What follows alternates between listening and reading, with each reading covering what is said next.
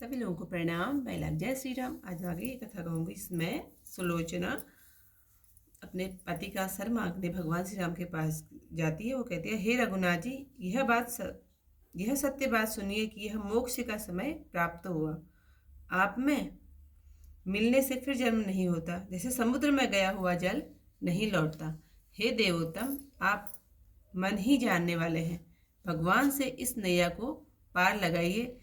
तब राम जी ने सुग्रीव को बुला लिया और मेघनाथ का सिर मगा लिया। उसे पाकर सुलोचना ने स्वयं को कृतार्थ माना। पति के विरह से उत्पन्न दुख से हुआ, हे प्राणों की संजीवनी मूल, ऐसा कहकर वह आंचल से मुंह को पोंछती है।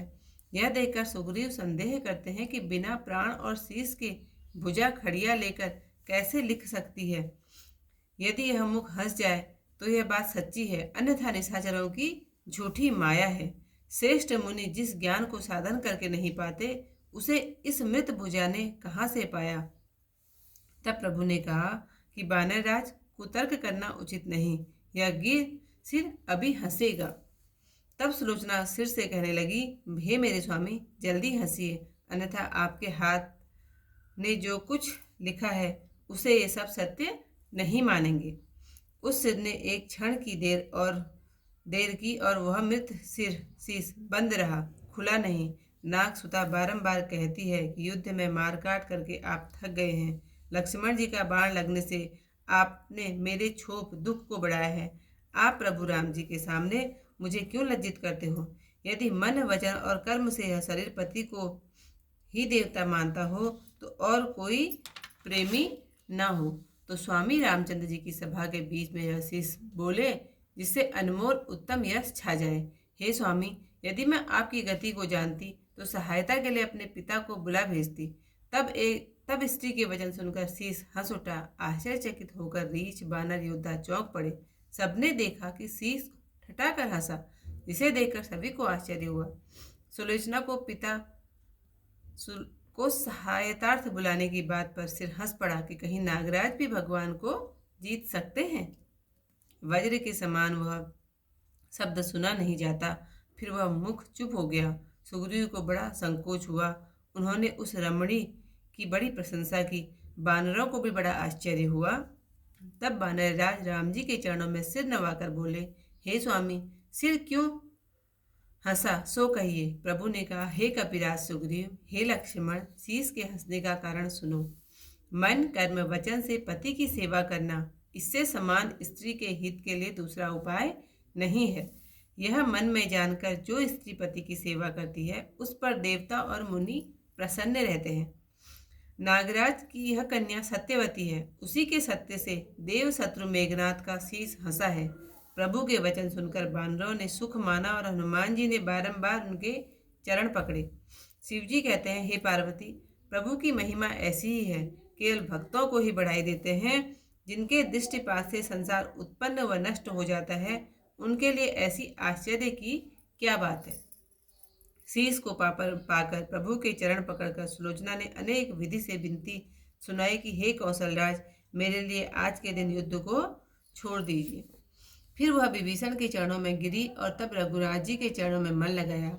वह बोली, हे रावण के भाई, आप मेरे पिता के समान हैं। इस कुल की लाज और बड़ाई आप ही से है। आप पुलस्त मुनि वंश के दीपक हैं। आपने राम जी के सामीप्य रूपी फल को पाया है। अज्ञान के वश में आपसे बुरा माना, ज्ञान होने पर आपके गुण पहचाने हैं। उत्तम यश और पुण्य कर्मों के समान सहित आप युग युग तक निष्कंठ राज्य करिए। आपका स्मरण करने से सज्जन मोक्ष पावेंगे। रघुनाथ जी के चरित्र के साथ आप भी गावे जाएंगे। यह सुनकर विभीषण के मन में करुणा भर गई, परंतु वे विरह को प्रकट नहीं करते। उन्होंने काल और कर्म गति समझाई तो गुरु की आज्ञा पाकर सुलोचना चली गई। उसे बानर सेना से बाहर पहुंचाकर विभीषण स्वयं लौटे। उस समय रावण का बैर भूल गए। हृदय में अत्यंत दुख हुआ। सुलोचना सिर को चढ़ाकर पालकी पर चढ़ी। राम जी की कृपा से उसका प्रभाव बढ़ गया।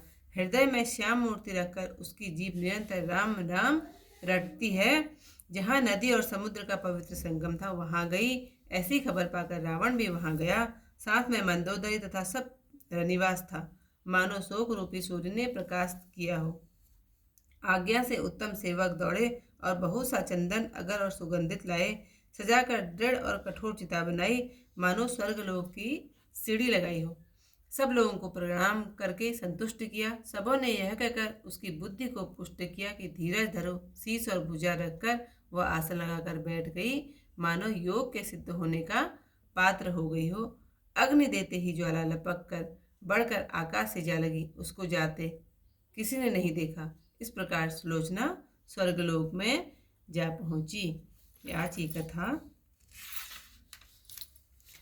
मन की जान निहार सुदेवा, भवसागर तारहु यह खेवा। लीनहु राम कपीस बुलाई, मेघनाथ सिर दीन मंगाई। पाए कृतारथ मानेहु आपू, पिया विरह संभव प्रति परितापु। देखि संदेह कहत सुग्रीवा, भुजमहि लिखा सो मोहि नहीं सीवा। हसी हई वदन तो होए साची, ना तरु निशिचर माया काची। कत अस ज्ञान मृतक भुज गावा, जो मुनिवर साधन नहीं पावा। प्रभु अस कहे हसव यह सीसा, करत कुतर्क न उचित कपीसा। सिर सो कहति सुलोचना, हसऊँ बेगी मम नाथ। ना तर सत्य न मानी है, लिखा जो तुम्हारे हाथ। क्षणक विलंब कीन नहीं बोला, मृतक वदन मुदत नहीं खोला। पुनि पुनि कहत जो नाग कुमारी, श्रमिक भयउ रण मह करि मारी।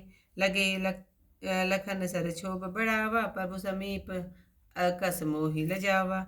जो मन वचन कर्म यह देही, पति देवतन आने सनेही। तो प्रभु सभा बीच सिर बोले, रह छाए जग सुयस अमोले। जो जानत तब यह गति साई, बोले पठावती पितहि सहाई। सुनितिय वचन हसे उत वसीसा, चौके चकित भालु पटकीसा। हसे उठटाय वदन सब देवत, विस्मय भयउ सकल जिहि बेखत। कुलिस समान सुना नहीं जाई, रहे सो वदन बहुरी अरगाई। सकुचि कपि सही तो सहु नारी, बड़ आश्चर्य भयो वनचारी। पूछत कपिपति पद सिर नाई, कारण कौन हसा सिर साई। प्रभु कह सुन सुग्रीव कपीसा, शीस हसे कर सुनहु असीसा। मन क्रम वचन पति सेवकाई, तिय हिय इति सम असन उपाई। अस जिय जानि करई पति सेवा, तिहि पर सानुकूल पुनि देवा। यह सतवती अहिराज कुमारी, तेहि सतते हंसी शीस सुरारी। सुनि प्रभु वचन कपिन सुख माना, पुनि पुनि चरण गयो हनुमाना। सुनु गिरिजा असि प्रभु प्रभुताई, केवल भक्त ही देत बढ़ाई।